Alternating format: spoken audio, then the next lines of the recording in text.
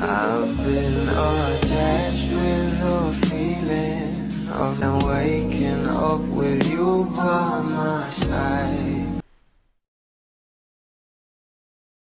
Mami bang may napansin nga sa ating couple na sila Donnie at Belle Mariano? Alam naman natin na sobrang hectic talaga ng schedule ng ating Don Belle ngayon. Lalo-lalo na nga at meron nga silang parating na teleserye na inaabangan na nga ito ng maraming bablis ngayon. Dahil isang linggo na nga lang ay talaga namang mapapanood na nga natin ito.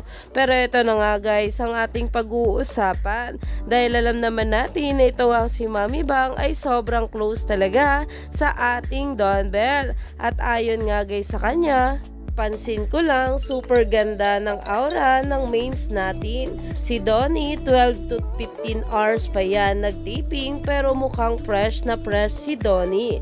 Paka-smooth ng mga 3 points score niya. Galing makascore ha.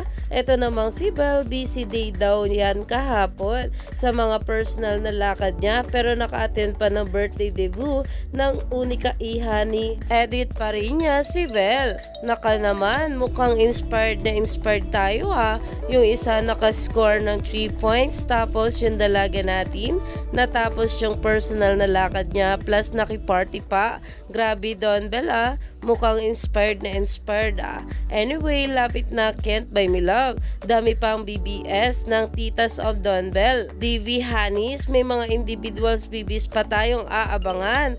Daming blessings na kung saan ay sinamahan nga ito ng larawan ng ating Donnie Pangilinan. Nakitang-kita nga dyan kung gaano nga talaga ito kagwapo. At dito naman ang isang larawan ng ating Belle na sobrang pretty talaga, na makikita talaga ang bawat aurahan nila na hindi halatang pagod nga sa kanilang work. Kaya naman halatang in love talaga ang ating couple.